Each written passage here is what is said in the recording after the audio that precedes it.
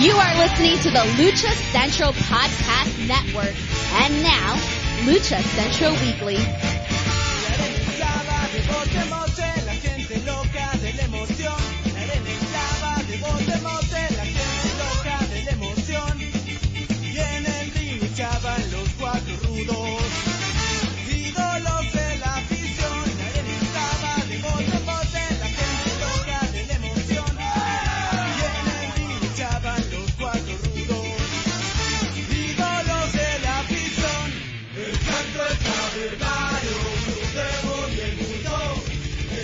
Hello and welcome to another edition of the Lucha Central Weekly Podcast.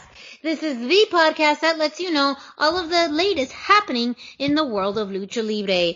Each week our team discusses news and events from this past week as well as preview the week ahead, covering Mexico-based promotions and top independents along with luchador related news from throughout the United States.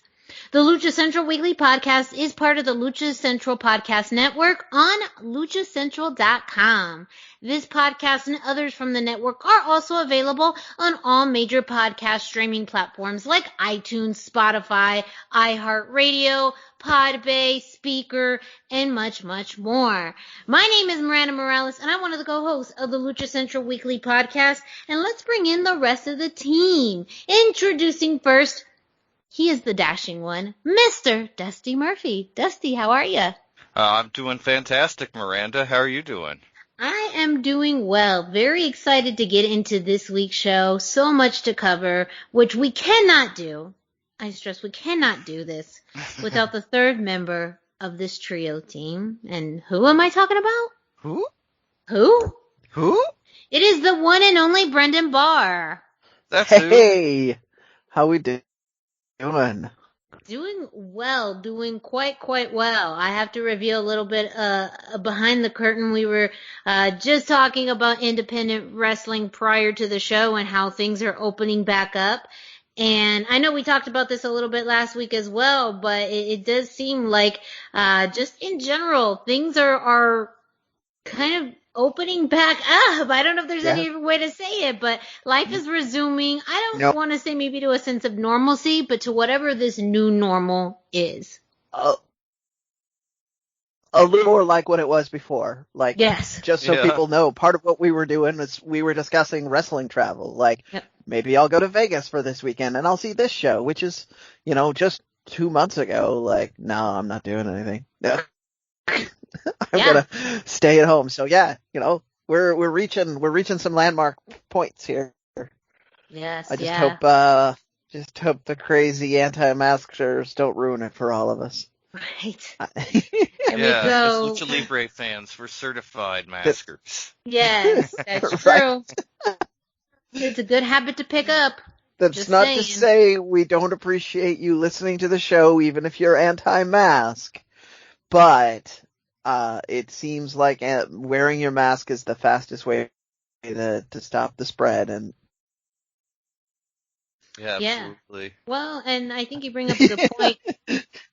We will see what happens in the next few months. I think that's what a lot of 2020 was, some peaks happening in the summer and things trying to, slowly reopen to have to only close again. So I think that now there's lots of factors in place. So I think this will be different, but it is just very interesting to see what the summer will hold. I know especially for wrestling fans, I think this week some news started to kind of circulate about WWE looking for a possible location outside of Florida for SummerSlam. So even for WWE, that's a very big move for them to do a major pay-per-view event outside of Florida, which has been the safe haven for wrestling period now. For at least 6 months. So that too will be very big if say they do SummerSlam, in another state. And again, people traveling, it will almost feel like somewhat normal for, in essence, WWE doing a major show, traveling again.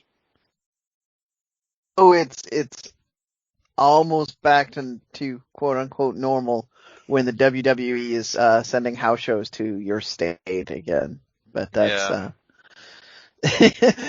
That's still probably a little ways off. Still a little ways away. Well, I mean, since we're already talking about this, we might as well lead off with the road back to shows with Brendan.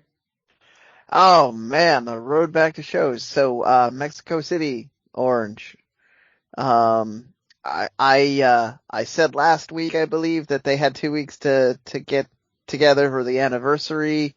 I believe that's, not going to happen because the show that I was thinking of seems to be this weekend, but we'll talk about that at CMLL later. So, Mexico City still Orange. CMLL has been playing by the rules and hasn't had fans, but has been taping a lot. So they do have the first taping. Other people have been doing secret shows again. And once again, the government has come out and said, please don't do that because that ruins the fun for everybody. So I'm just gonna bring that up again. Like, I know we all want to get back to wrestling, and I know that especially indie wrestlers who don't have a big CMLL contract or WWE or AEW, you guys want to do shows, and I get it. This is your passion and your craft, but be safe about it. Go do shows in places where they have safety precautions in here. That's why I keep asking for people to tell me more about your safety precautions. I can say things about shows that are positive and help wrestlers find shows and help fans find safe shows. So,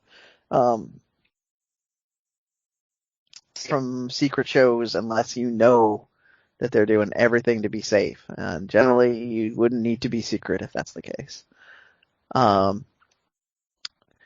Also, on Twitter this week, and I think on other social media, a new lucha promotion called Federation Wrestling started advertising. And it caught a lot of people's attention because the initial image showed 3 wrestlers.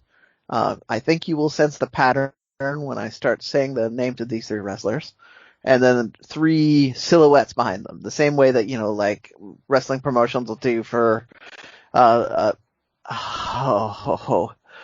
mystery wrestlers. I had the word in Spanish in my head, and it just shot right out. Luchador Sorpresa. Sorpresa, yes. Yes. Which is a shirt that you can buy from Mass Republic. I saw a couple of actual wrestlers wearing it at Expo Lucha, which made me laugh really hard. So the 3 wrestlers that they showed were Bestia del Dragon, Lee, and Roosh. So a lot of people are speculating that this might be the promotion that Roosh was teasing may happen earlier, and the silhouettes looked very distinctly like they would be other people from the Ingobernables faction. Although, again, you can't really prove anything because it's just a silhouette. Like the joke that my friends were using is the "Who's that Pokemon" thing. You can usually tell. Like it's. I love that. But yeah, it's true though. So we'll see. They're advertising for June 21st with pay-per-view. I've heard rumors that they've also announced a few other big names, but I'm not gonna say those big names yet because I haven't seen the advertising myself. So, but if it's true, this sounds like it could be a loaded card or at least a loaded sounding card until card subject to change happens. So keep your ears open for Federation Wrestling. And then, as we were talking about moving more toward the way things were, we're going to have less talk about road back to shows, and we will be doing more segments like what we're about to do here. So this week we had a person on Twitter tag Masked Republic and me and a couple of other people, and he asked the following question. His name is MK96 Flores, by the way, just so if you're listening this week, MK96 Flores, thank you for asking the question. I know you were asking around, you mentioned it in your tweet, but we are happy to answer questions and do interaction like this. This is concerning Ivelisse. he asked who did Ivelisse kill where they had to release her with all of the deadweight in AEW. Why is she the first to go? In the past, act like a fool. Promoter would job you out for a while. The family company just sent her packing. Talking a bit about this last week. Whichever one of you wants to jump on, I'll let you guys start off on this. I've done some research too. I know we all have opinions. Go ahead, Dusty. I have my opinions. I know, that's why I was like, it's kind of like in Justified. If you meet an asshole in the morning, you met an asshole. But if every company you worked for, you had a problem and somebody called you an asshole, you might just be an asshole. I mean, yeah, that is definitely an opinion. Go ahead. To make it, you have to be an asshole. Yeah. You absolutely have to. And we talked about that and last there's a different week. Standard for women and men. And Yeah. I mean, she has done nothing approaching like what Austin Aries or somebody like that has done. But she gets treated way worse. And so, I don't know. I mean, I'm conflicted on it. I feel like I say, that, you have to be that way. You just have to because everybody's going to walk all over you if you don't. That's the only way. You've got to self-advocate. You've got to be that person. But then again, you can't expect to lead the match when the champion from another company is coming into a championship match just because you're older. Yeah. Like, it's I have a complex feelings about it. Yeah. And this is why to work on that question a little bit, we all are going to have feelings on this, so we're all going to sound off a little bit, and then we'll kind of, maybe you'll be able to form a better idea. Go ahead, Miranda. I was just going to ask, so did we get clarification? Was she officially signed to a contract, or was she still doing paid per appearance?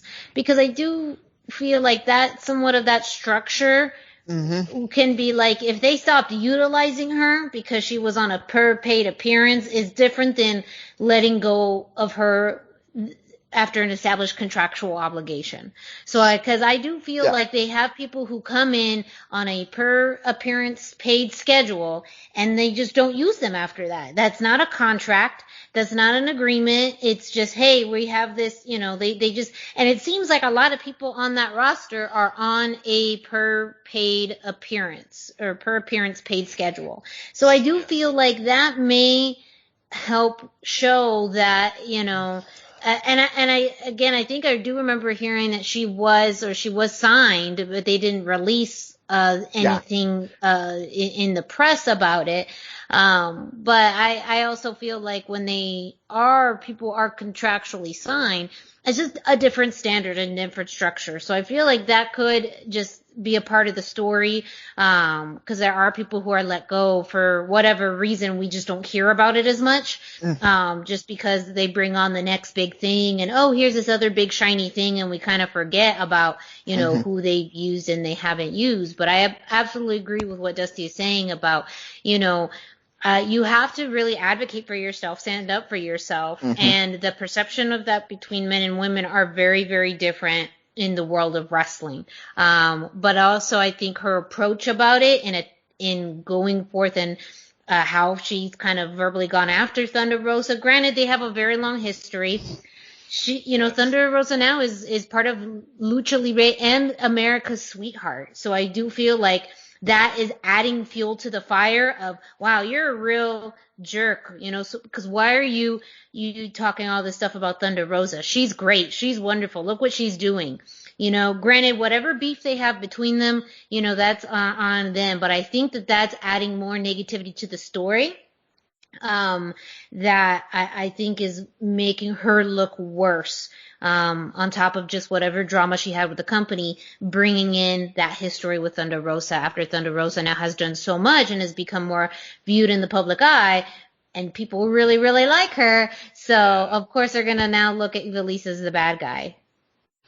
You're 100% correct that by saying Thunder Rosa's name out loud during her complaints, she's not doing her perception of herself. Mm-hmm.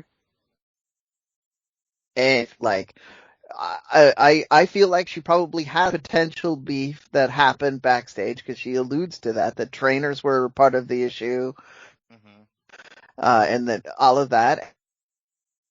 MLW is immune from that problem, which has plagued wrestling for a long time, that you get people a little bit of power and sometimes they go a little bit crazy with it, right? Like, I don't know the exact nature of her complaint, so I'm not going to speculate too much on that, but I feel like she's gone out of her way to say that and mention that, and if that, where she had left it and left names out of it instead of continuing to mention Thunder Rosa, I think she would probably have a little more sympathy to her complaints.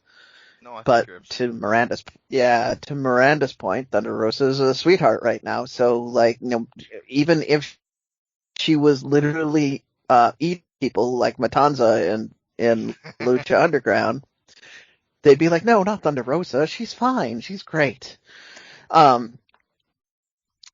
I did a little bit of research in that interview that Ivelisse talked about the Thunder Rosa incident. The one time she talked about it shortly after their match, that was when she said she had been signed. She was finally allowed to officially say it. And then I cross-referenced that with the AEW podcast where Aubrey was talking about the levels of contract. So it sounds like she was at the lowest tier of contract, where you are more free to wrestle other places, but you will get paid every time they choose to use you. But that also means that you have to prioritize the AEW show. So if you are going to do an AEW date, you can't also take a date in Japan on the same weekend, which obviously wasn't happening during the pandemic anyway, but that's more or less what that contract does. I also agree that I think if you look at the way that the roster has come and has fluctuated up and down over the past 6 months of the pandemic, I think other people probably have quietly had that tier of contract just let go, and they haven't really said much about it. So I don't think, if you were to look closer, I don't think Ivelisse is the only one who's been let go. I think she's the only one who said anything about it because she had more emotional investment in it. I think that if you look at some of these other people who are doing a few appearances on Dark here and there, or would just fly out to Florida hoping to every Wednesday, I think that a lot of them just didn't worry about it when the contract was done. They took their paychecks and then they went back to doing indie circuit matches with a higher profile and a bigger pay rate. So that's kind of where I'm at. I hope this helps MK96 Flores get a little bit of clarity on this. I think, semi-professional. I don't get paid for this nonsense.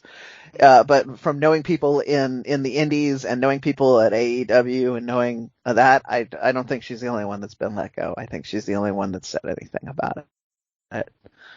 And then I think she might have some good reasons for it, but also to Dusty's point, she's been in a lot of trouble everywhere she goes, so maybe she just takes that just a tiny step too far every time. Well, and like, even if you have problems there, like, it's sometimes the way you leave more than what caused you to leave. Yeah, very fair. Yes. Very fair. Yeah, if you burn the bridges on your way out, then that's what people will remember, and not the amount of times that you helped out or you helped build people up. I mean, she helped build the women's division in AEW. She was a largely positive influence, at least from us on the outside. towards them getting a higher profile. She even is leaving as the official first person, for one half of the first team to win their only women's tag team gold at this point of any kind. Yeah. It's not a belt, it's a trophy, but she has it. So yeah, I mean, she does leave a big legacy, and it's kind of a shame that this is happening on her way out, because I was really looking at that as being a bigger part of her story at this point.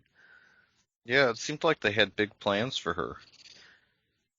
So I mean, it's just sad.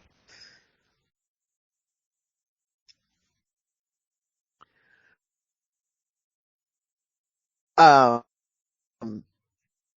right. Any more thoughts on Ivelisse? I think we've covered I think we're good. Most of the news for this week on her. More stuff. I should throw out there, she did do an interview with Hugo Savinovich on sorry, Miranda, can you just give us his socials real quick? Yeah, it's Lucha Libre Online. Thank you. Yeah. I failed to do do that part of my duty there, but yeah, so she did do an interview with that there. The Bleacher Report has kind of a little bit of a synopsis on it. If you don't speak the Spanish to listen to the Raw interview, she has some very emotional things to say about this. She feels that there's a lot of factors that go into it, and that is also a good way to paint a more full picture of what might have happened, is to listen to her own words on this. All right. I think we're good. I think I'm going to move on to the next one, which is still drama, but it's funnier drama, I think. I think this is more in an interview, Dr. Wagner went out of his way to mention Bad Bunny at WrestleMania. Of course. More or less. The ultimate Dr. Wagner move. Yeah, that's what I feel like. It's if it wasn't going to be Dr. Wagner, it was going to be Psycho Clown or somebody else who is big in lucha and knows how to play with the media, Blue Demon somebody. Yeah. And wants to get that attention because Bad Bunny's big news right now. But basically he said things that were similar to what we said last week. He said that, Bad Bunny, well, didn't they use any of the luchadors that are available on that spot? I don't disagree with him at all. I hope he gets what he's secretly asking for, which is a little bit of the rub from Bad Bunny. Like, I would love to see a AAA match with Bad Bunny and Dr. Wagner. My That would be. Me too.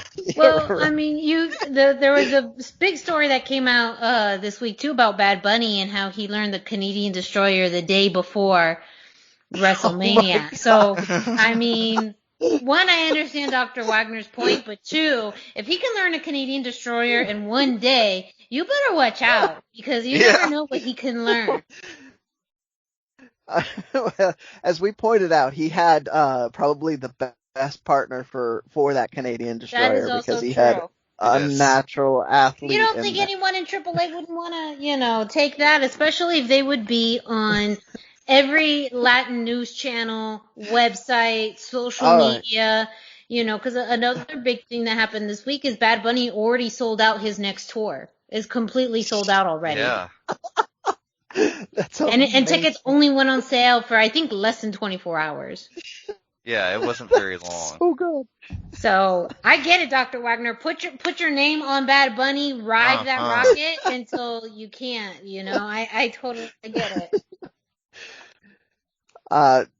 Yeah. I mean, like I say, good luck to Dr. Wagner on that. I'm on board for anything outcome of this, even if it's just Bad Bunny and Dr. Wagner going at it on Twitter. That's still good times for me. Yeah. So. And then, in our kind of happy, feel-good end of the segment story. Bandito opened a new gym in Mexico for his 26th birthday. And, of course, this was part of why last week we also reported that CMLL, quote-unquote, released him, because there were AAA wrestlers that were present at the opening, and, they notoriously don't really want their wrestlers to be around AAA wrestlers. I don't fully understand the politics of the situation. However, having talked to the Mass Republic people about it, it seems like they just really, really get upset about just being even in the same conversation as AAA. So it is what it is. But there was some cool pictures from it. There were a lot of neat wrestlers. He's definitely going to have he had a red carpet opening, and so you had luchadors in suits. Press conference, right? even. Yeah. 9 yards. Yeah. I mean, so very cool stuff. I'm very excited to see more lucha gyms opening up, especially with wrestlers like Bandito who are really relevant and present in the now, because that is an even faster ticket to get somebody signed up and going to school than having somebody who was really cool when they were a kid. So good luck to them on that, and I look forward to seeing future graduates from this school.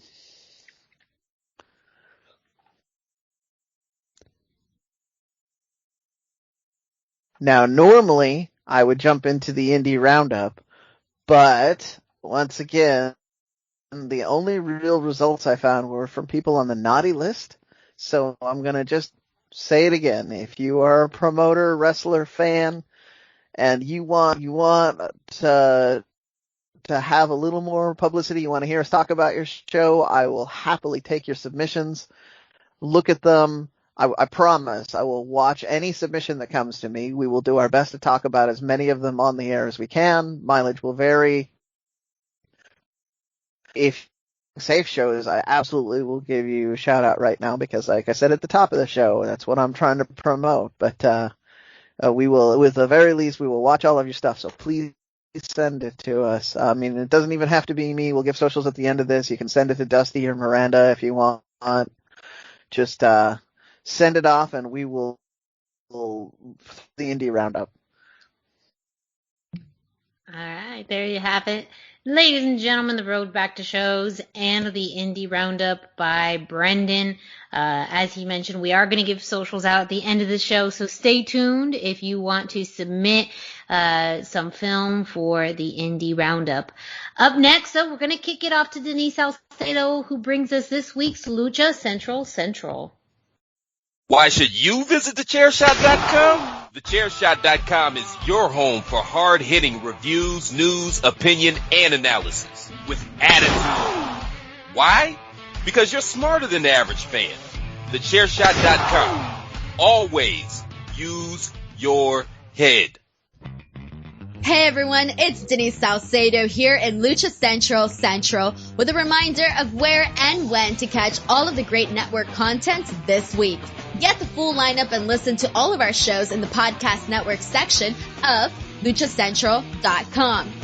On Tuesdays, Mats, and Mayhem takes you inside the world of Lucha Underground as they take you weekly through the series with the benefit of hindsight and the benefit of special guests from the groundbreaking series. Check out the premiere video stream every Tuesday at 2 p.m. Pacific, 5 p.m. Eastern on the Lucha Central YouTube channel and at luchacentral.com. Then listen to it on your favorite podcast platform every Wednesday. Tuesday nights live, it's Wrestle Boss, where Fabi Chulo talks MMA and pro wrestling with special guests and listener call-ins.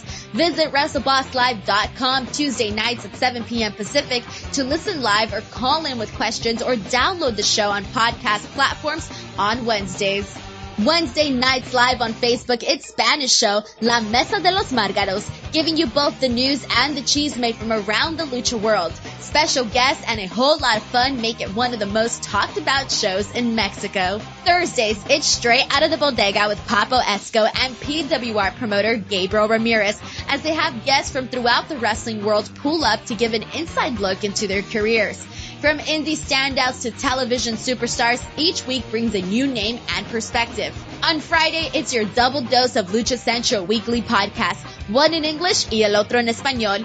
Lucha Central Weekly is where you'll find all the top stories of the week, both inside and out of the ring from Mexico and anywhere luchadores are in action across the globe. Be sure to subscribe and follow all your favorite Lucha Central Network series on your favorite podcast platforms, either by their own series name or subscribe to the Lucha Central Podcast Network show pages to get all of the shows in one easy feed. And please consider giving a rating to help more fans find the shows that you love. For now, this is Denise Salcedo signing off from Lucha Central Central. Have a great week.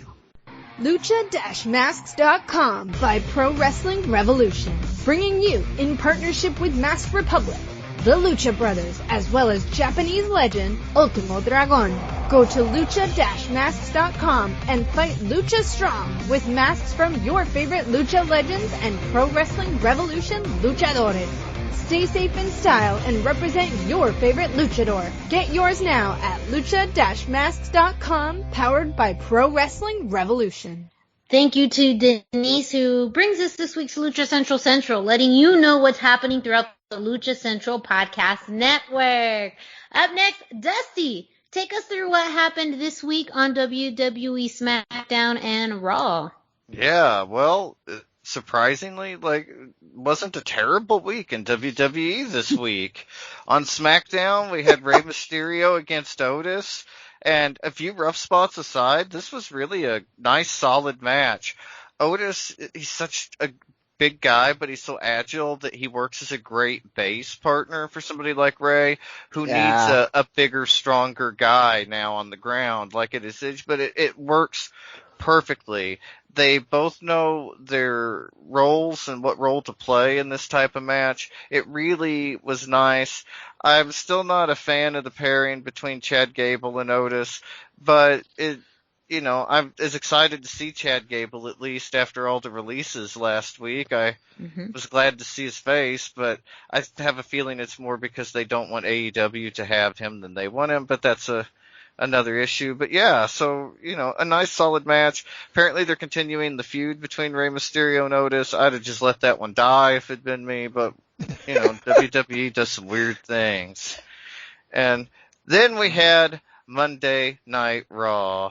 We had Drew McIntyre and Braun Strowman versus Mace and T-Bar, and it ended in a rare mask disqualification. So, first up, we had Drew versus Mace and T-Bar in a handicap match, which inevitably went to a disqualification when they double-teamed him. But then Braun comes out, and I wish Teddy Long was here, because now we got us a tag team match, playa. So now we have Braun Strowman and Drew in a match against Not Retribution, and eventually in the match, Drew rips off Mace's mask, and the match ends in an immediate disqualification. And after what we saw last week in AEW with Phoenix, how in the hell did WWE get this right and AEW hasn't? AEW even mentioned the fact that in Mexico it would have been considered a disqualification win for Phoenix. And I'm just flabbergasted that amongst so many things they got wrong lately, WWE was able to get this one detail right. And they did it to unmask them, because after the match then, Drew unmasked Mace in the match. That's how it ended. Braun unmasked T-Bar after the match. And so, yeah, interesting angle. I don't know why they It's interesting that they used it on non-luchadors, too. Yeah. Which is the only reason we're talking about this match on this show, by the way. Yes. Lucha angle in a non-lucha match. But yeah. Storyline continuity, WWE, still. And I know this, you got a lot more storyline continuity on Raw that we're just like, what? What's happening? Yeah. What is going on? Yeah, but interestingly enough, they get this one detail right, but not, like you say, not for luchadors. Very interesting. And I don't know why they didn't put the masks on the line in a match then. I mean, instead of just Right? ripping them off and doing the disqualification ending. The whole thing is, Right? Oh yeah, no, they could have yeah, done. I mean, I would have been happy to have seen an Apuestas match, but no. yeah. They could have had one at WrestleMania last weekend, like, I don't know. And then we get to see Humberto Carrillo. Don't get excited. He was defeated by Sheamus in a squash match. Sheamus, he jumped Carrillo before the bell ever rang. He threw him outside. He beats up on him for a second, throws him back in the ring, brogue kick, and it's over. It's really not what we would want as Lucha fans, but at least Humberto got to be on TV, I guess. I'm trying to find a silver lining for a minute. So at least he was on TV. He looked good. He just didn't get to beat Sheamus. I mean, ugh, and it went like, I guess I get the point, but it feels like there's other guys they could have used for that, or people that we, don't see as much. It's sad to see somebody as talented as Humberto used for enhancement talent. Yeah. And speaking of people being too good for the segments they were given, we had Shayna Baszler and Nia Jax still fighting backstage, and who comes to her defense and to have her back? Mr. Angel Garza. Woof. If anybody could turn this around and make something good out of it, I think it's Garza, but at the same time, what an awkward and sudden pairing. I feel like they're just plugging him into the Reginald role, and Yeah. I'm not a fan. Yeah. I think he deserves better than this. And Yeah. go ahead, Brendan. Someone else pointed out that the joke, and I'm using the air quotes for those of you at home. The joke is that handsome men are dating Nia Jax, ha ha, and I don't get it. I don't think that should be funny, so I don't know why they're trying to play it that way. No. And well, the fact okay. Well, Nia's not going to date any uggos. I mean, yeah, right? that's one. Reginald wasn't even that cute. And well, I mean, nobody is as cute as Angel Garza in the WWE. No, let's be honest. So true. Let's look at another odd pairing historically that ended up being very good, and that's Eddie Guerrero and Chyna. And so if there is a way that they can pull that dynamic off with this, then there's hope. Because that too at first was a very odd pairing, but to see the suaveness, and we've told it exactly, like Angel Garza is the next reincarnate, the next iteration of Eddie Guerrero. Yes. And obviously Nia Jax has a lot of those same Chyna vibes. So I could see why, in theory, this could happen, because we've seen it done before and it was done pretty well. But also I think there's a very big difference in the writing and in not only just the comedy, but in the storytelling in WWE now, where things that worked 15, 20 years ago won't work now. So Absolutely. I feel like that's where there's silver lining of like, oh yeah, this story reminds me a lot of that. But is it going to be as good? Probably not, which makes me sad. But I think if they were to treat it that way, it could have a lot of potential. I did think about that too, especially since we recently watched an Eddie Guerrero Chyna match. I don't know if we talked about it in Lucha Libre. I watched it. It was very interesting. So I definitely was getting those vibes. But in watching that match, I remember that they got 3 weeks of build on that. Eddie was chasing her for like 2-3 months before the angle actually paid off, and she beat the hell out of him in the meantime. So, to your point about the storytelling, they don't have the patience to do that kind of storytelling anymore. And it's just unfortunate, because you're right. I would, if I had confidence that they were going to do something other than, oh look, pretty boys like Nia, ha ha. I I would be more excited about this angle because it could be something interesting and legit magic, but I don't feel like it's going to be. Well, they gave us like 7 months of Rey Mysterio versus Seth Rollins last year, so maybe they'll give us some build. Touche, Dustin. And then completely drop the story, but it counts. Yeah. Then Seth comes back and it's like, oh yeah, there's that guy. But also this week at WWE, we had some releases. The most pertinent releases to our podcast. First, we have Kalisto. He was drafted to SmackDown. They broke up Lucha House Party. We never got the payoff in that. We got a very quick interaction in the Battle Royale, which coincidentally was also Kalisto's only match for SmackDown after he got drafted, and his only match for WWE after he got drafted to SmackDown. And so he was released, and it's interesting, where does Kalisto go? He's got a lot of options. Does he reteam with Cinta de Oro, who used to be Sin Cara? Does he reteam with him? Do they reform the Lucha Dragons? Does he go solo? Does he go to Mexico, AEW, Impact? He's got a lot of options. Lucha Blog thinks his high-flying days are behind him, but this time we haven't seen him. He's really, developed his body. He's worked out a lot. He's been able to rest up. And we've seen that Ray can still go pretty hard with his style at his age. So I don't think Kalisto's age or his ring time is going to be a limitation on his abilities at all. I think he's still...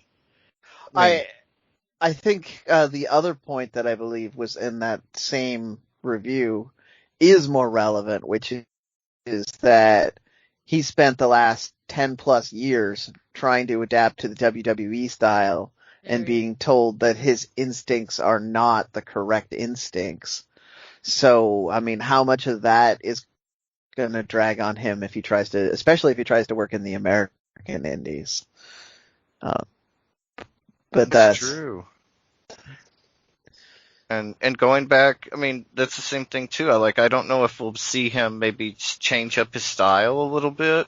I could see him going to something a little more martial arts based, going back to the Samurai del Sol name. Mm-hmm. And that would be different and maybe fresh enough that he would feel differently about it compared to the kind of lucha style he employed in WWE. I don't know. There's a lot of options for him. Maybe more possibilities for him than anybody else as far as, the number of options. He could do a lot of things, which is really interesting and exciting. And we may not see him any one place at all. I mean, we may see him, Lucha Blog hypothesizes AAA. I think we could see him more on the American side, but I don't know where. I think anything's just as likely as the next one, but it'll be exciting. And both AEW and Impact would allow him to work Mexico, seeing most people do, and so it's an exciting possibility. And speaking of Impact, Chelsea Green, who had previously worked Lucha Underground as Reclusa, was released. She was kind of injury prone during her WWE run, but I see her going to Impact. She was Laurel Van Ness there, the hot mess. Yeah. That was her greatest triumph, I feel, as a wrestler. And I think Impact is a given for her to return to after this. From what I understand, their contracts with WWE, the first date they could appear on TV is July 14th, which happens to be a Wednesday. So it'll be interesting to see what happens there. And yeah, that's something to keep your eye on. I selfishly hope that she does Impact because they'll let her work indie dates, and she's based out of the Pacific Northwest, so I get to see more of her. So I know we'll talk about it a little bit later in the show, but a certain company is bringing back women's wrestling regularly, also on Wednesdays. So. Yeah, there's a lot of... Chelsea Green would be good over there as well. She'd be a great fit there. I was going to bring that up when we talk about that later in the show. If you want to know, you just got to keep on listening. Yeah. You don't have to wait too much longer, I promise. We'll get to it soon, actually. But Speaking of next AEW, Dusty, let us know what happened this week. We have Elevation, Dark, and Dynamite. Yeah, well, first up on Elevation, our highlight match of the week is Thunder Rosa versus Shauna Reed. This was, honestly, it was a glorified squash match, but Rosa was in the driver's seat, and she has such a spellbinding way of wrestling that it really stands out, and it impresses you every week with her progression. We've mentioned this before. Most people, you see them get better, and they start to plateau, but we haven't seen that yet in Thunder Rosa. Literally every week, we see more fluid dynamics in her movement, more, I don't know, she just better every week. She had an amazing fire thunder driver for the finisher. It was stunning, and she just continues to be one of the biggest badasses in all of wrestling. And it's, from the sound of social media, she's coming for Britt Baker's #1 ranking in the women's division, and it looks like Britt Baker's headed to challenge Shida, so maybe her first feud becomes title versus title if Thunder Rosa, is NWA by then. I don't know. There's a lot of exciting things I think could happen with Thunder Rosa going forward, and especially her feud with Britt Baker. I get that fight forever vibe from them. Mm-hmm. I would have never expected that a year ago. Like that just wouldn't have made sense to me, but now it's perfect. And like I say, really keep your eye on Thunder Rosa, because like I say, she's right behind Britt Baker, and if Britt Baker gets that title opportunity, Thunder Rosa continues her streak. She's the #1 contender. And then we wanted to, sorry, Brendan. Oh, no, that's fine. I'm just mostly agreeing with you. We also wanted to have a honorable mention match for TH2 versus Andre Montoya and Miranda Morales. This was another, like, a glorified squash match. But again, who doesn't want to watch TH2? Like, they're the best tag team that never gets to win on Dynamite. But they're incredible. Jack Evans hit an amazing corkscrew moonsault in this match. But for me, the real star power of their pairing lately has been Angelico and his Navarro Death Roll. And he hit the Navarro Death Roll for the win on Montoya, got the tap. Incredible. The work they put in every week is just, I mean, Jack Evans, for a little while, he was kind of not sloppy necessarily, but it felt like he just couldn't get his rhythm. But it's really seeming to come back now. Like he's really hitting the higher spots. Like I say, that corkscrew moonsault was incredible. Yeah, I really like this TH2, and I think they're on their way back up. They had some derailment there when Jack got so blown up in that match against Kenny. I think it kind of affected their momentum, but it seems that they're slowly getting it back and kind of coming into their own again, and I'm excited. I'd love to see them on Dynamite. We'll see what happens. So one of the other cool things about this match, just really, really fast, it's all to influence wrestlers. So even though it was kind of a glorified squash match, the guys that are working with TH2 are definitely more expert at making them look good. So this is a very fun match to watch from that point of view too. Yeah, it really was. It was a great lucha match. It was surprisingly solid for a squash match. That doesn't do it justice when I say a squash match, because it was really better than that, but I don't know how else to describe it. So there we are. And then Tuesday we have Dark, and our highlight match is Diamante versus Queen Aminata. And I love what we're seeing from Diamante as a singles wrestler. She is just so vicious as a wrestler right now, especially in the singles setting, and it really benefits her Sicaria moniker. This was Queen Aminata's AEW debut, and she had an impressive debut, but it takes way more than impressive to beat somebody as tough as Diamante. She split Aminata's lip for her trouble before getting the pin in 3 easy minutes. This was such a cool match if you're a Diamante fan. Like, she just looks undescribably tough, and we mentioned this before with the pairing of her and Ivelisse rather, and during her match last week with Thunder Rosa. Diamante just looks so tough and so badass, and it's really exciting. And she's also climbing in the rankings now. So it'll be exciting to see what happens there. And then on Wednesday night, you know what that means. It's Dynamite. First up, we had Hangman Page versus Pretty Ricky Starks.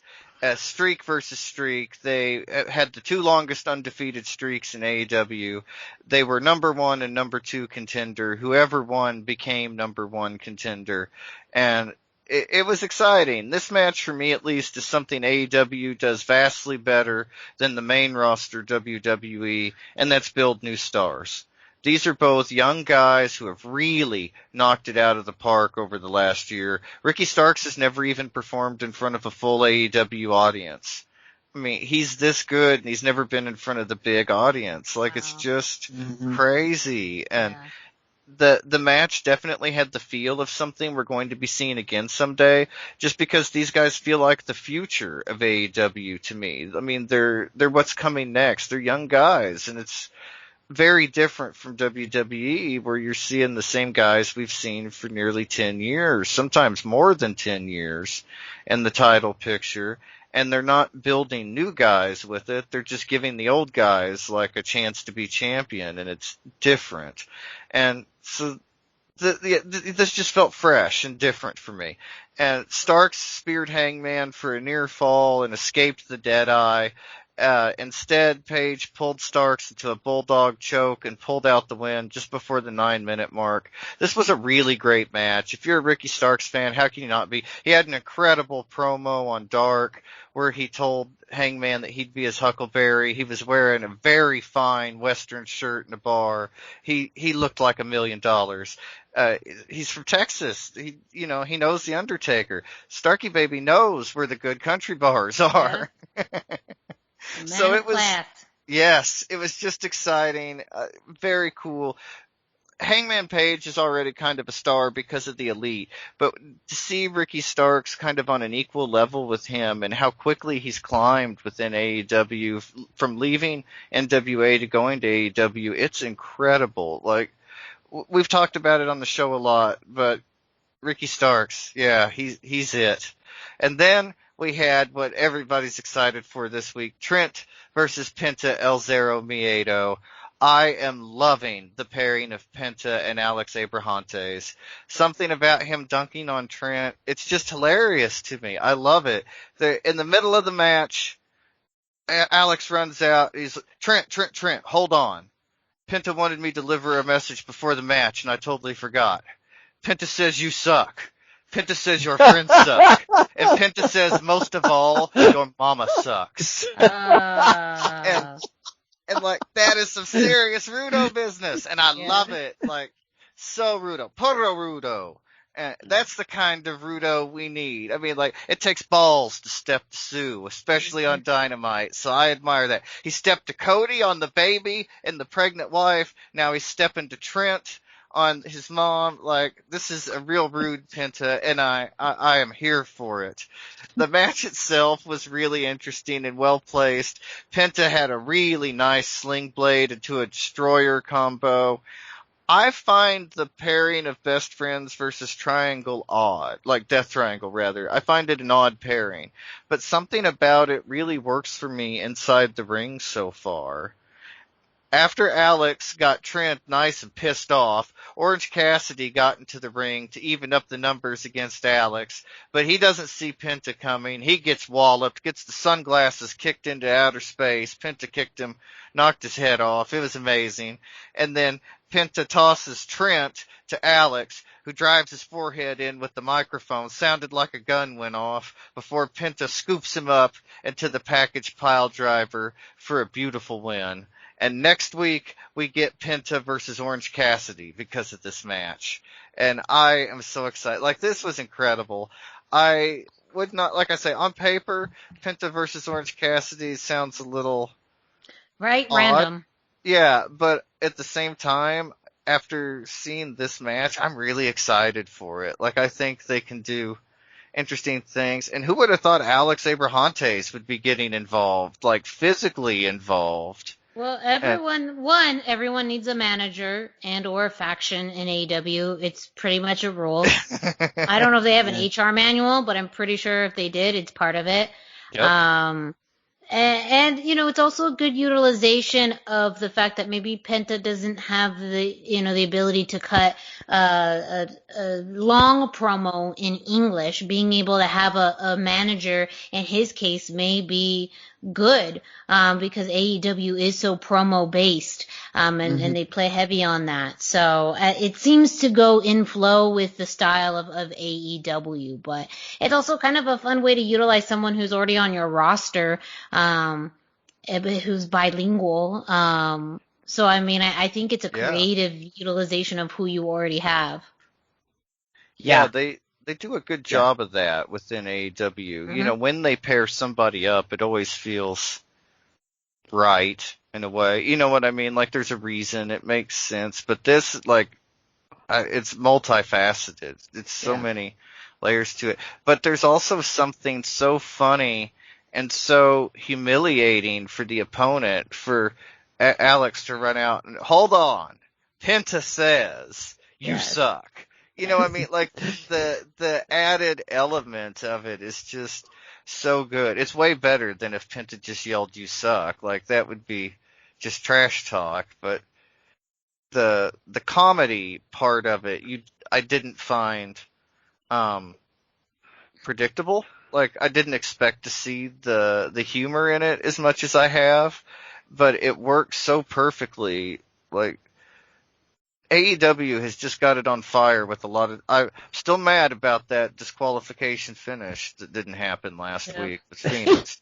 But everything else they do has really been fantastic. And I've been very impressed with as long as they stick with this, and devalue Penta or Ian, because they keep doing the up and then down. I feel this is I feel like maybe I'm wrong. I hope they don't drop the story in a few weeks, as they're kind of prone to do. Like I mentioned with the Cody thing, they're prone to dropping stories. But I feel like this is building to that street fight that we were supposed to get last year and didn't, and the Proud and Powerful stepped in. And so I hope that's where this is going. They're involving Sue again. You know what I mean? Like, all the pieces are falling into place. But Penta's doing all the heavy lifting by himself right now, which is kind of interesting. And, it's just a unique spot for him, and I really like seeing him on TV every week. This is kind of what we all wanted for a long time, so it's nice to see him in a upper program. It's not necessarily like a main event program or anything. There's not a title on the line, but he's in an important program that's, nicely placed in the show, and a lot of people are very into Orange Cassidy. And so that's a nice match for him next week, too. There's just a lot of signs that AEW has got some confidence in this and that it might be going somewhere. Yeah, indeed. Well, don't forget that you can get the results for WWE shows like Raw and SmackDown, as well as AEW shows, Elevation, Dark, and Dynamite at luchacentral.com. Up next, we're going to talk some MLW and some big news that came out this week, where Court Bauer and MLW announced that they have landed a new TV deal with Vice TV, which is scheduled to launch next month. This is MLW's first big TV deal back here in the States in quite some time. And it does make sense that they're partnering with Vice TV, as Vice has been airing the Dark Side of the Ring documentary series. Season 2 is coming up very soon. Vice TV, though, is a channel that not a lot of people have. So it will be interesting to see if they are still going to have it available on YouTube, or is it going to be exclusive to Vice and maybe some of the other streaming platforms like BNTV, Fubo, and other formats like that. But a big deal that MLW is coming to Vice TV, another major wrestling promotion, big, North American wrestling promotion, landing a television deal. I just want to get your thoughts real quick on the MLW Vice TV deal. Do you think it's going to be beneficial, or do you think it may hurt MLW going with maybe a TV channel that isn't as well known as USA or TNT? I don't know that there is a USA or a TNT that would be knocking down MLW's door. Allegedly, New Japan turned down the same deal that MLW accepted, but if they're going to use it as the lead-in to Dark Side of the Moon, or as a program in between, or Dark Side of the Ring, Dark Side of the Ring, or as a program in between Dark Side of the Ring and like the discussion program for Dark Side of the Ring afterwards, I could see where it's really going to draw a lot of eyes that have never seen MLW, don't know much about MLW. A surprising amount of people that have talked to me about Dark Side of the Ring don't watch wrestling anymore, period. It's, the people they remember. Yeah. And so to get them to watching a new wrestling program might be, getting a whole lost audience that would be built in. I think it's a gamble, but I think it's a very wise gamble on MLW's part. Yeah. Yeah. So I think even more to the point that on there, I think that those lapsed fans that watch are really going to gravitate towards MLW for wrestling history. Like, part of what we've talked about a lot of the time is they have because they have a history, they have a tendency for old school matches. They do other things won't care as much about, like they have where Mil Muertes basically buries, but but for the stuff to the channel, Vice TV seems to be very aware that they're not in all of the markets, because I was able to, on Vice TV's official YouTube channel, watch all of season 1 of Dark Side of the Ring after shown on the air. So once every episode was out, they put it all up on the YouTube. So there may be a delay. We may not get enough, like a shiny new episode of MLW, something on the YouTube channel. We don't have Vice in our area. And that MLW has put in provisions for, we want to make sure network are still able to find us, watch us. Good point. Another big announcement this week is that tickets became available for their first live schedule event happening on Saturday, July 10th at the famed 2300 Arena in Philadelphia. Another announcement too from Court Bauer is that they are going to be giving the wrestlers a break. I believe they're going to be wrapping up Fusion episodes in the next few weeks, and then from there they're going to be giving wrestlers a break before they go back to a live audience. So that's in some ways great that they're going to be able to build up a little bit of the suspense, but it could also be a way that maybe some of that momentum dies down, because since they have come back, they have really grown and reestablished their fan base. So, I think that there's positives on both sides, but it does mean that they probably were going to be wrapping up some storylines or building up to some things that maybe we have some big reveals on July 10th. As far as this week's episode of Fusion, we kicked off with Gino Medina versus Rocky Romero. And commentary really played up about the loss that Gino Medina had last week against Richard Holiday. Also, the famed history of Rocky Romero and the partnership essentially between MLW and New Japan, as far as MLW stars being featured on New Japan U.S. television like Leo Rush. And so really they were the commentary just really played up about how that loss against Richard Holiday may be affecting Gino Medina during this match in particular. As far as the match itself, it did start off slow, much more technical hold based, not so much in the high flying area, but there was an awesome 450 kick that Gino Medina landed on Rocky Romero. Of course, Rocky with the classic finger poke to the eye. And then we also had a great tornado DDT by Rocky Romero, and a suplex into the armbar to give Rocky Romero the win by submission.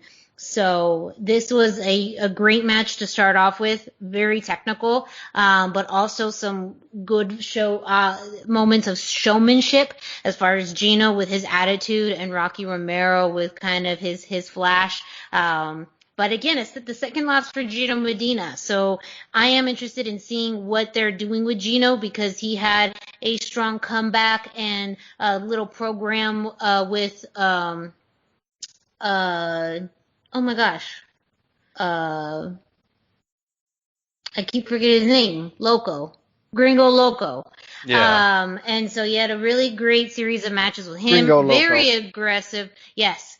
Very aggressive, very dominant in those matches against Gringo Loco, but now 2 losses. One against Richard Holiday and another against Rocky Romero. So I don't know if they're setting him up for something else or something different, or, you know, what's happening here after bringing back that good start, just a little over a month ago.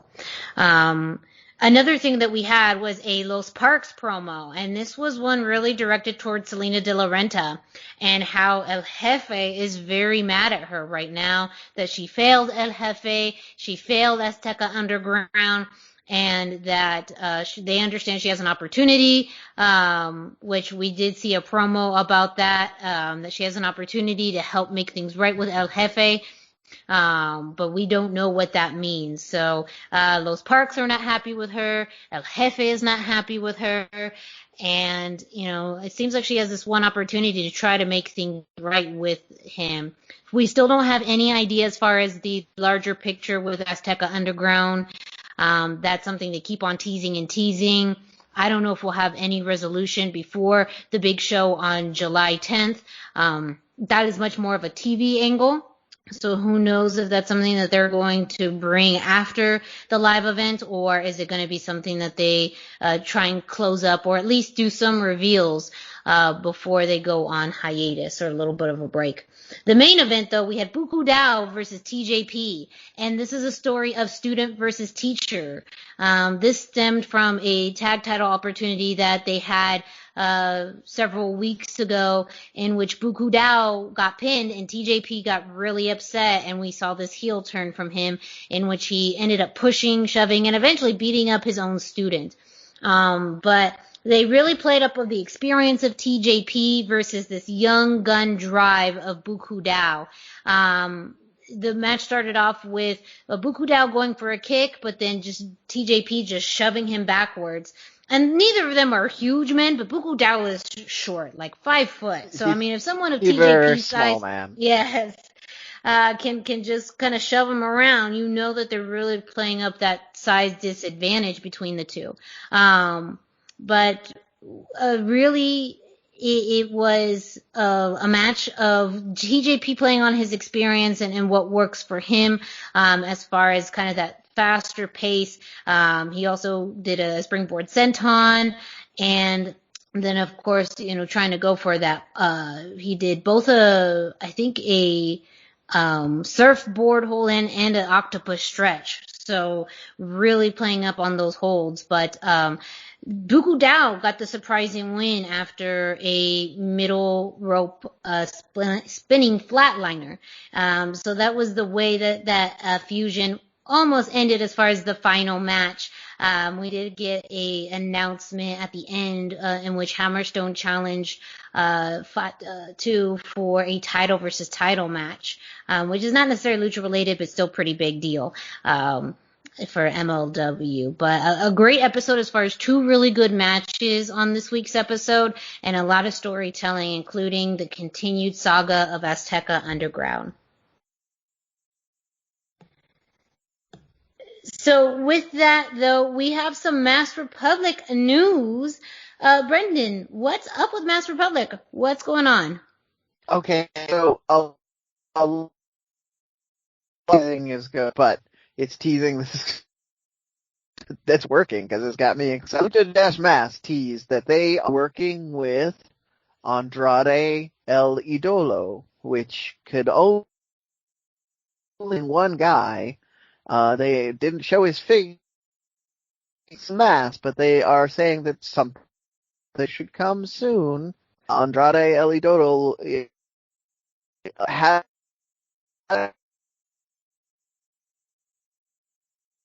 that I want very much. Yeah. Please make soon. Kevin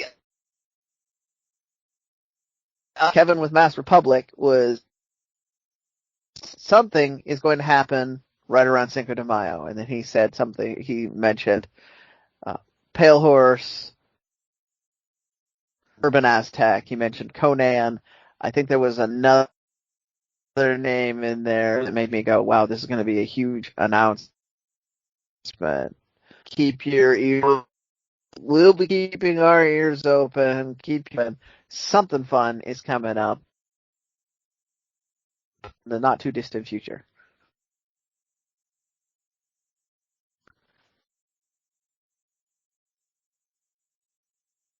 Those are my, like I said, it was all teasing. That's what they get. Yeah. All right, so we're going to jump to this week's NXT. And not a whole lot of in-ring action, but some continued storyline development. First off, we had a interview. Beth Phoenix had a sit-down interview with Io Shirai, talking to her about what is next. Pretty much Io put over Raquel Gonzalez as one of the fiercest competitors that she's faced so far, and that she will be pursuing her rematch, but also will be taking some time away. That's when we had the interview interrupted by Frankie Monet. Frankie came in saying that, she congratulated Io on just having a lengthy reign. And even told Beth Phoenix how much she loved her and watched her as a kid. Before. Yeah. Like they're not almost the same age. Yeah. Like 3 years apart. And then, but Frankie Monet promised that she was going to fill in Io Shirai's shoes at the top of the women's division. So Frankie really pushing that she is going to be the new leader of the NXT women's division. So it seems very easily that, Raquel will probably face Io in a rematch, but after that, we're going to see probably Frankie move her way towards working to that NXT Women's Championship, maybe facing Io Shirai first, which that in and of itself would be amazing to watch. So, again, both of them having that lucha background, that's going to... And most people won't even know that. That's going to be undercover. So that's going to be fascinating. We also got a promo by Mercedes Martinez, who's pretty much has her eye on Raquel Gonzalez, but also mentioned how, Dakota Kai has kind of been the lapdog, which is very funny because that had been the opposite of the dynamic for much of last year. But Mercedes Martinez keeps on pressing to get an opportunity to face Raquel Gonzalez. And then as far as in-ring action, well, the only thing we really got this week came at the end of the NXT Cruiserweight Championship match. Kushida put out an open challenge, very similar to the one that he answered last week, and out came Oni Lorcan. The match itself was great, and Kushida won after putting in the hoverboard lock and forced Oni to submit. After the match, Santos Escobar appeared at the top of the stage, and then Legado del Fantasma jumped him from behind, and they were doing the beatdown until MSK came out to make the save. And so that led to what we're going to see next week. And it's going to be a 6-man tag. Kushida is going to team up with MSK. They are going to face Legado del Fantasma. So if you are looking, this is something I'm really, really looking forward to for next week. So keep your eyes on that. Also established for next week, Mercedes Martinez is going to face Dakota Kai. So we're going to see Mercedes kind of making her ways and steps towards Raquel Gonzalez, which Raquel, in her promo this week, mentioned that she's ready for all challengers. So I love how they're utilizing Mercedes Martinez since she's come back to NXT. And again, building up to Mercedes versus Raquel, shut up and take my money. Right? Shut up and take it. Just take it. I don't even know what to say. I mean, I don't know when the next takeover will be, so this will likely be on TV. But even then, I think that this is going to be fascinating. It's going to be such a good build up. And I mean, Mercedes Martinez is tough. She has been in this wrestling business for quite some time. She has such a big background, in wrestling and different forms of fighting. I think that could really, even though what she may not have in size like Raquel, she can make up in style. And I think that's going to be different than what Raquel has faced. But it also will help establish her championship because I do feel like, Raquel is going to be champion for quite some time. Oh, she's going to be for quite some time. Yes. So, again, not a whole lot of in-ring action, but some storyline development. And again, next week, 2 really good matches already set. A 6-man tag with Kushida and MSK versus Legado del Fantasma. And then, of course, again, Mercedes Martinez versus Dakota Kai. And, of course, you can get those results on luchacentral.com. But up next, Dusty, go ahead. Teach us a lesson. Give us this week in Lucha Libre history. Yeah, that's right. Now it's time for This Week in Lucha Libre History. Be sure to check in at luchacentral.com every single day for This Day in Lucha Libre by Pep Carrera for information, birth dates, anniversaries, matches of the day, amazing videos, and even more. And it's all about Lucha Libre at luchacentral.com, your centralized place for all things Lucha Libre. This week I chose April the 20th, 1998, when Ultimo Dragon faced La Parka on WCW Monday Nitro. It feels weird to say that this is both of these guys in their prime, considering they're still out there putting on pretty good matches, but it's at least a chance to see them during their WCW prime. There were some great spots, the Ultimo Dragon getting the knees up on a dive, or a jump from the top rope rather, from La Parka. Like, this is stuff you don't get to see them do anymore. It was really cool. Los Guerreros are here in the match. Chavo lost to Ultimo Dragon the night before, so Eddie cajoles him into interfering. Chavo goes in, he pushes Ultimo Dragon off the top rope, and La Parka picks up a big win, especially for him at that time, before he later teamed up with Eddie and the Latino World Order later that year. This was the 3rd or 4th match on Nitro between La Parka and Ultimo Dragon. It was his first win between the two, so it was really exciting, really fun. Great match, highly recommended. It's only about 7 minutes, easy to watch. What did you pick this week, Brendan?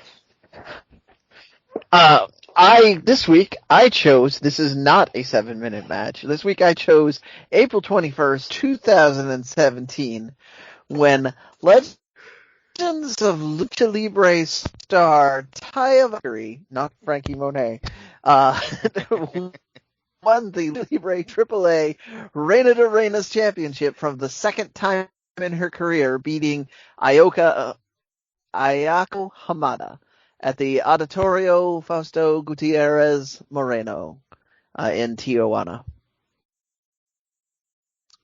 This is a match that set the internet on fire when it happened. I got to feel like quite the smug star by having already watched the match by the time the internet had caught on, because I was watching that Triple Mania or that pay-per-view live. First off, a thing about this match that I had forgotten is Taya comes out to Johnny Mundo's Born in the USA, which is also wildly inappropriate, just because she was coming into this heel, and Hamada came out wearing Perros del Mal colors, had the markings on the face and everything.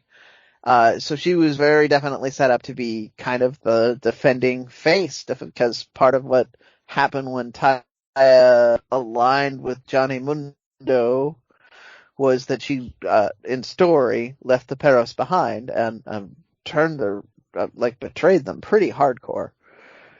But this was such a back and forth match that was brawling everywhere. There was, tons of blood. It was just physical in ways that you don't expect a TV match to be, let alone a TV match for the women, because it's not something that you see all the time. The women do all the time.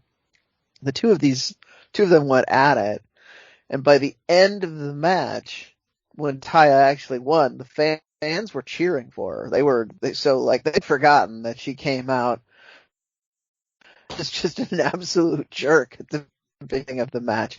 They were just so impressed with that match.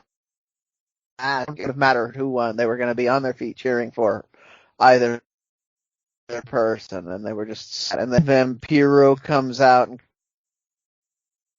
and it's a truly historic match. I think most people that are listening to this show probably will have watched it, but if you haven't, definitely go check this one out this week. This is a killer match. Miranda, what did you go with this week?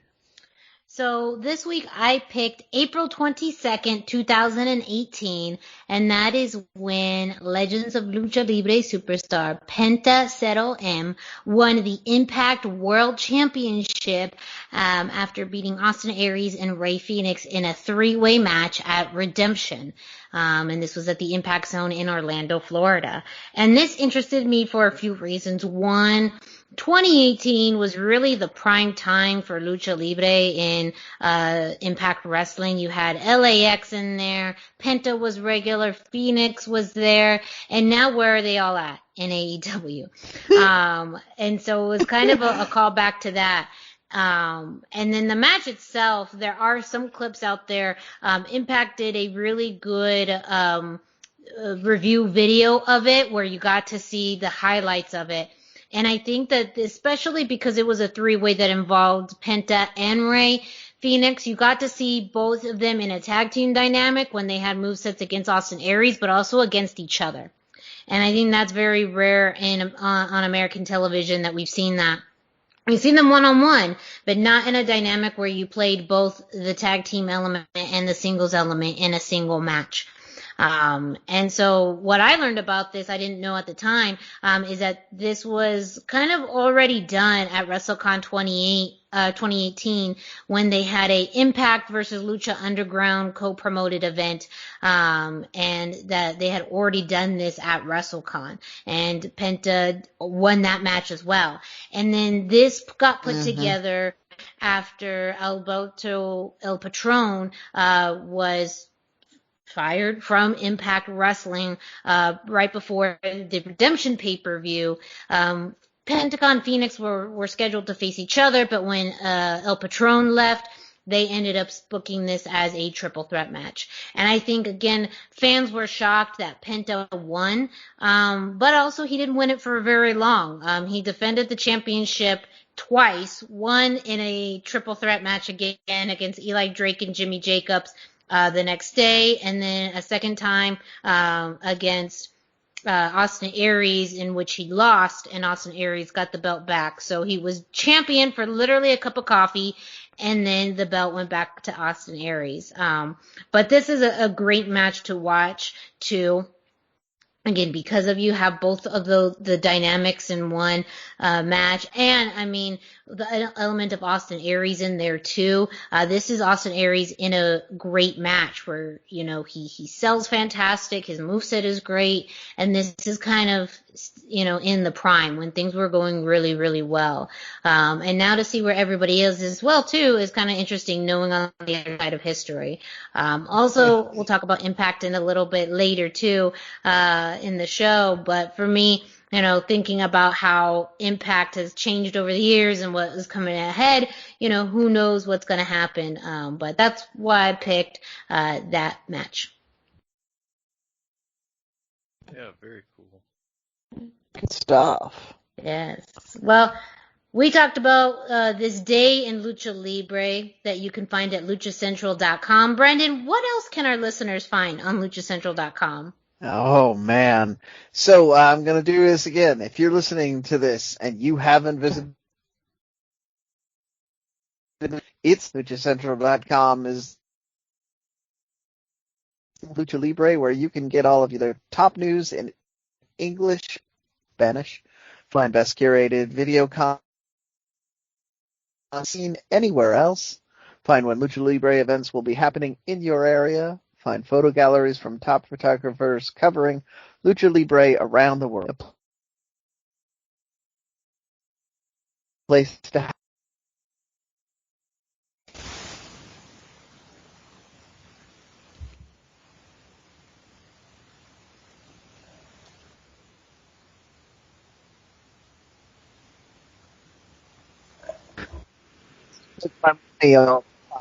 In this case, we're not taking any money. It's just there. Central.com. Your centralized things, Lucha Libre. All right. Thank you for that, Brendan. And with that, though, I'm going to let you also lead us into some CMLL news. Yeah, so I wanted to give an update because there is a pay-per-view on Ticketmaster Mexico this weekend. The card it's a very mileage is going to vary for some people, but let's go over this. So the show is going to be on Saturday. It's not on Friday like they've been doing other pay-per-views. It is. First up, we're going to have Perico Zacar versus Samuel, and these are the minis, and it's going to be a Relevos Incredible match. So that means you've got, some guys that normally don't team with each other. They might use that for story, or they might, it's an interesting mix of the guys to make the unusual start to the show. The next match, we've got Mapola and Marcelas and La Yarochita. This is another, it's, time you have Dennis and the combination of the other, to be in for something quite fun. I'm interested in how that one plays out. And then we're going to have the final of the Mexican trios. So we're going to have Guerrero Maya Jr., Star Jr., and Stuka Jr. versus Ansarobo, Raziel, and Views. So this is amazing. You've got a mostly heel team against an all-face team. You've got Flyers against Technics. It's going to be a match. It's most likely. So you're going to see a lot of real hardcore lucha, which is just that gets me in the field. So I'm excited for this. We're going to have Kalisto and Mist attempting to defend their tag team championship against Nero and Terrible. So that's those new Nuevos England. I'm the title lands on this one. The fans there, I would expect the title to change hands because that would irritate them and they'd get a really large crowd reaction. So who knows? And our main for the pay-per-view this weekend, we're going to have Atlantis, Euphoria, and Volador Jr. against Barbario, Cavernario, Gran Guerrero, and Ultima Guerrero. This is kind of a rematch that never happened because of COVID and then injuries and other things. You will notice that Euphoria is on the opposing team from Ultimo and Gran Guerrero, and then they have Barbario, Cavernario in there. So they're kind of a little storyline that was happening where Euphoria wasn't very happy with you could wind up with very interesting ways this plays out. I would guess that Atlantis up and has his mask nearly torn off of his face. But that's our card for the weekend. Again, the show is on. It is on Ticketmaster Mexico. There is no option because of Ticketmaster Mexico. So maybe a while before these matches turn up on YouTube. If you are interested in any of them, I highly recommend spending the $8 to $9 that it'll take to get this pay-per-view. But that's my CMLL update. Okay. And we can't do CMLL without a little AAA news. So, Dusty, you have some news that just came out regarding AAA. Yeah, that was announced in a Spanish press release and press conference that Raya de Reyes will be held on May the 1st. They have not announced any kind of location for it yet, so it's very likely that it's going to be like a closed-door show. But hopefully, we'll get to see it. I'm sure there'll be some workaround to see it in the United States. But the bigger news, or maybe not the bigger news, but the, interesting news, they said the Reina's title had been vacated due to Taya signing with WWE. That was kind of a given. Pep Carrera gave me the heads up on this. I had to check out the press conference myself. But yeah, they said that the title had been vacated and that heavily implied that the new champion will be, crowned on the show. We will see a new Reina's champion on the show. So that's very exciting to know that we've got that title match on the show right away. And It'll be exciting to see what happens. It's very little build for a big show, but they had some storylines earlier this year that just kind of seemed to be paused. And so I think that's where those storylines were heading, and I think that's probably why they canceled the Auto Lucha show quietly a couple weeks ago. It just kind of, they were ready to do, I don't know about fans necessarily, but I think they've known that May the 1st was Raya de Reyes longer than we have, and that it was just a matter of whether or not they could have fans before they announced it, and they finally just announced it. But we'll see. I mean, it's exciting. As far as I know, no matches have been announced yet, but we'll see, hopefully in the next week and a half. It's next weekend, so we'll find out what happens. Okay. Next weekend, man. And I thought, sure. Yeah. Up next, Brendan, we have some news on this week in Ring of Honor, including something we alluded to earlier in the show about Ring of Honor bringing back a Wednesday staple.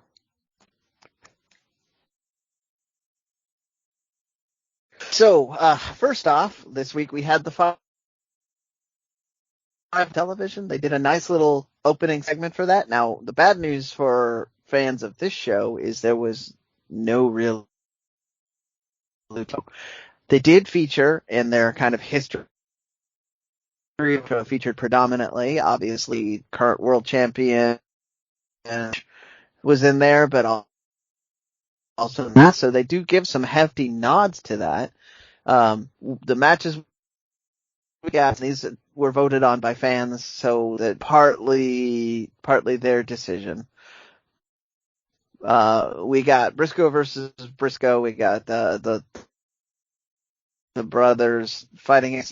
Two guys doing a good old fashioned Southern style. This is probably going to be a good match for you, but again, nothing lucha at all. And then you had the pure title match, and where you had Jonathan Gresham versus Jay Lethal. It's pure rules match with two of the best pure rules wrestlers that ROH has. It's not strictly lucha, but it's closer than a lot of things you'll see, and it's well worth. As for the other announcement that we were alluding to, become so excited. I'm just going to toss this back to you. Go ahead and give us the announcement on what we can expect coming out of ROH in the. Yes. So for a little bit of context, back on the 19th anniversary show, it was announced that Ring of Honor was going to restart their women's division with a tournament to crown a new champion. The previous championship was deactivated in 2019, and they haven't had really any women's wrestling or women's champions since then. So we are going to get a women's tournament this summer, but also now Women's Division Wednesdays is coming back. So similar to what they used to do, Women of Honor Wednesdays, we have Women's Divisions Wednesdays, which is going to start next week, Wednesday the 28th on Ring of Honor's YouTube channel. There's going to be a new women's match every Wednesday at 7 p.m. Eastern, featuring newcomers and Ring of Honor veterans. At this point, it's not quite tied into the tournament, because no participants for the tournament have been announced yet. The only tie-in they currently have is an ongoing storyline between Quinn McKay and Angelina Love. Those are pretty much the two of the few women on the current roster that actually have a story. But yeah, we are getting Women's Divisions Wednesday on Ring of Honor's YouTube, so I'm very excited. That's the one thing, as we've talked about on the show, that Ring of Honor has been missing since their relaunch, and it's great to see them come back with it. But the landscape of women's wrestling has changed a lot since 2019, primarily because NXT, both WWE and AEW, have swooped up a lot of independent talent. So it's going to be very interesting to see who they bring in. Now, as we talked about, there's a few releases that happened in WWE that could really benefit from them. Say like a Chelsea Green, who's worked television, who's worked the independent circuit, and as much as it does make sense for her to go to Impact, maybe she'll stop by Ring of Honor as well. Who knows? Even though Ring of Honor doesn't have quite the comedic side too, Billie Kay and Peyton Royce were also released, and that would be great for them too. But there's still a lot of fantastic independent talent available to be a part of this Women's Divisions Wednesday. So good on Ring of Honor. Very, very excited to see what this comes about. And it does seem like they can utilize this time frame to start building up for the tournament that's going to happen later this summer. So, round of applause for Ring of Honor. Just continuing to kill it. Yeah, they're key really name in those fantastic. WWE releases that I think is highly likely to show up in the Ring of Honor tournament, maybe before she goes and does something else, and that future, if not present, Hall of Famer. I don't have track on that. Having her a lot of credibility to it and really help them. Yeah, absolutely agree. Yes. So more content on Wednesdays to watch if anyone's keeping track. Yeah, more, but it is. Watch it Thursday morning. Yeah. Off of Twitter. All right. So for our final news story of the day, we're going to end off with Impact Wrestling. Again, this is now their second week on Thursday nights. As far as this week on Access TV, we did get a match between the Good Brothers and Decay, Crazy Steve and Black Taurus, which the Good Brothers won by hitting the Magic Killer on Crazy Steve. But again, Black Taurus is finding a very good rhythm at Impact. And I believe he had a match last week against Doc Gallows, which he did lose as well too. But being in a pretty high profile series of matches with the Good Brothers is some good visibility for Decay. And again, Black Taurus has found a very good rhythm, I feel like, with Decay and with Impact Wrestling. I do want to bring up the pay-per-view this Sunday, Rebellion, April 25th, which is being highlighted by the groundbreaking, earth-shattering, I don't know if you can, a little bit of sarcasm in my tone, and we'll talk about that in a second. Champion versus champion match, Impact World Champion, Impact Unified World Champion, Rich Swann, is going to be facing AEW World Champion Kenny Omega.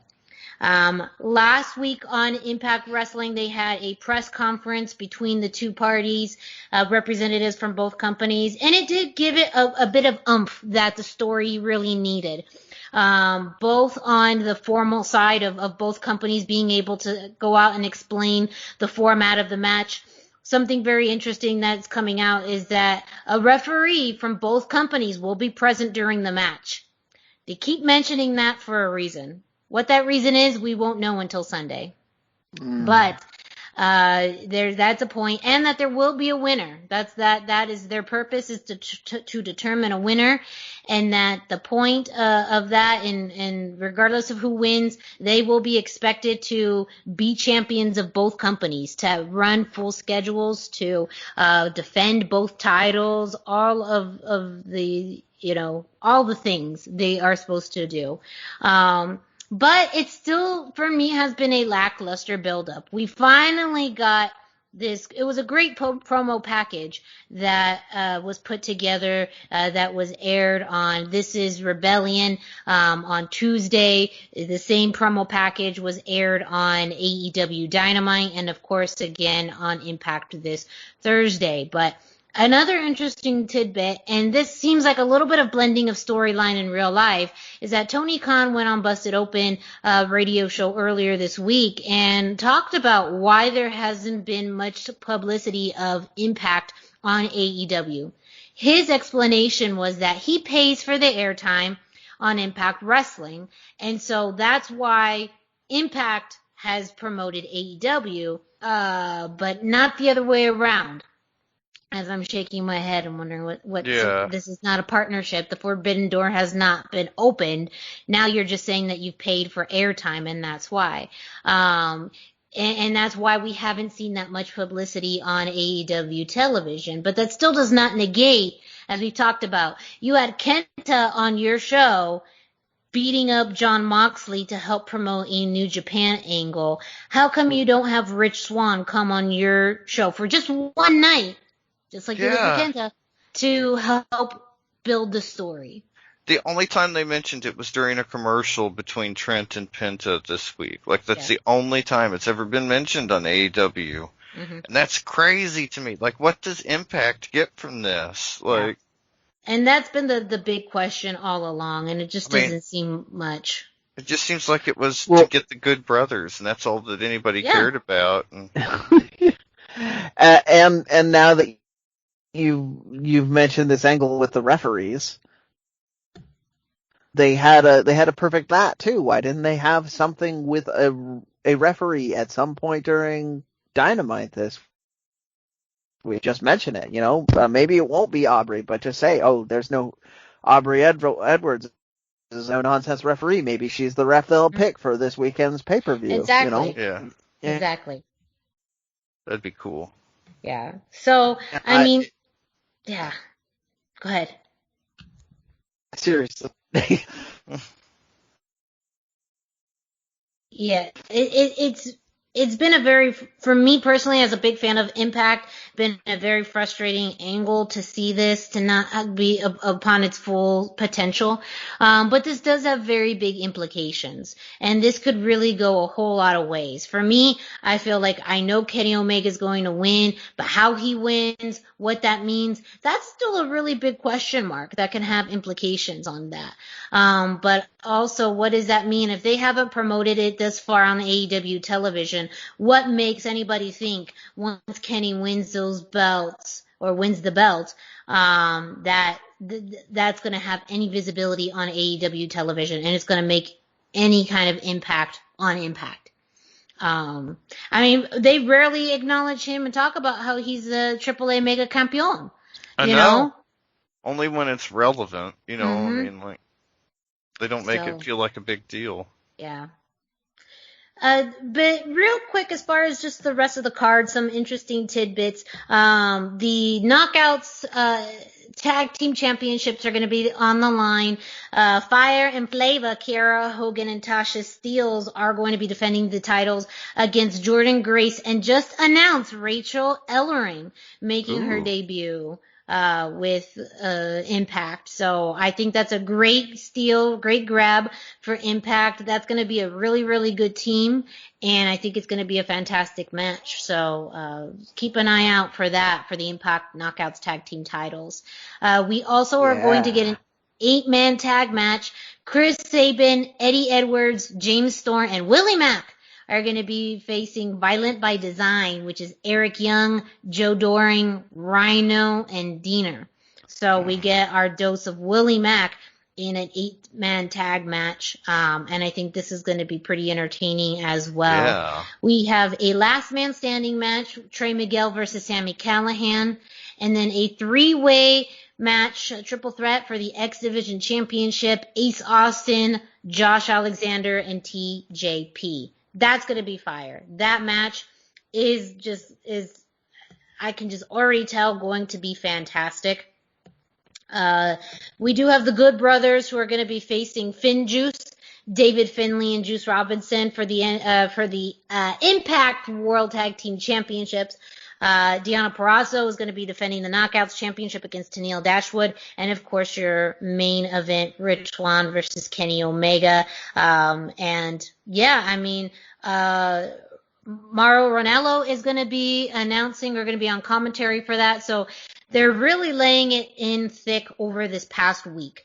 We're really doing all of these final big pushes for that. So who knows how that's going to translate into pay-per-view buys, into views, into social media mentions. Things are going to change after Sunday, one way or another, whether they're really good or really bad. Things are going to change. It is very much a culmination of months and months of this what's happening, this forbidden door type of conversation, but we know how much of this is played out. So there is segments of this that still feel honestly a little disappointing. But it's not over till the fat lady sings. So we're just going to see what happens this Sunday at Rebellion. It is available on pay-per-view on the Impact Plus app as well. And yeah, this time next week, the world that we know of Impact Wrestling is going to change. That I know. Right? Yeah, potentially the world of wrestling, but not holding my breath. Yes. If this was December, we'd probably be a lot more optimistic, but we know now. We know so many things. We know too many things. But that is it for this week's episode of the Lucha Central Weekly Podcast. Thank you all so much for listening. Don't forget to check out luchacentral.com, your centralized place for all things Lucha Libre. You can follow Lucha Central on social media at Lucha Central on Facebook and Instagram, and at LuchaCentral.com on Twitter. Don't forget to check out the YouTube page. Lots of great content, including Denise Salcedo, who does previews and post shows of WWE events, plus her interviews. Lots of great matches and interviews from other staff at luchacentral.com. So hours and hours that you can spend on the YouTube page just watching videos. While you're at it, go ahead and follow us on social media. Dusty, where can our listeners find you? I am on Instagram at Dusty Murphy, and I am on Facebook at facebook.com/Dusty Murphy. And Brendan, where can our listeners find you? I am 321 T-shirt guy. That's the numbers 321 T-shirt guy spelled out. I am on Instagram. I am on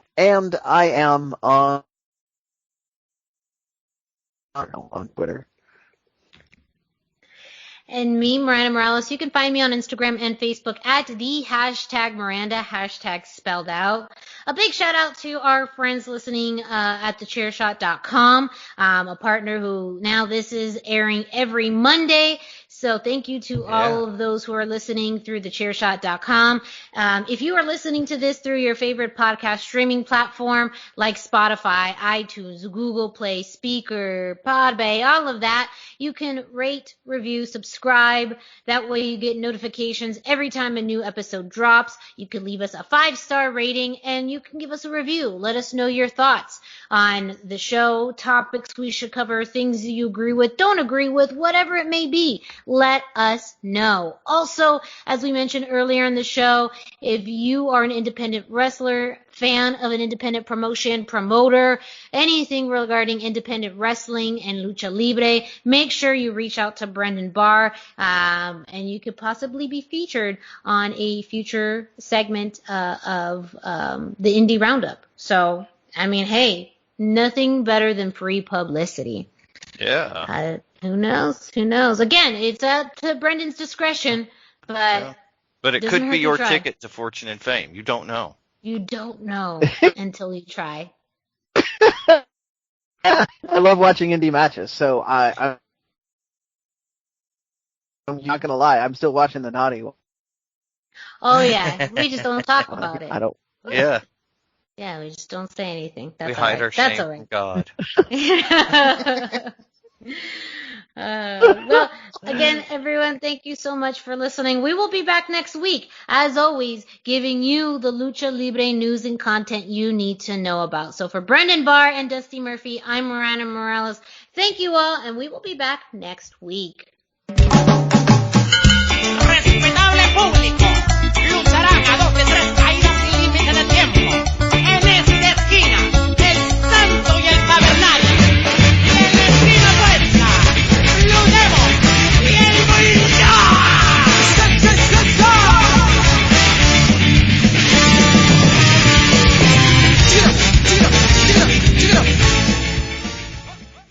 At Chicken Salad Chick, our fan favorite Delicious Diva is back. With bright notes of fresh dill and crunchy cucumbers, it's bursting with flavor. And bring on spring with our seasonal strawberry and pecan salad and key lime pie. They're both a little sweet and a little tangy. Available for a limited time only. At Chicken Salad Chick, every order is made with care. And with online ordering options, we've made it easier to enjoy Chicken Salad Chick however you feel most comfortable. Available in-store, in the drive-thru, or online at chickensaladchick.com for takeout, curbside, or delivery where available.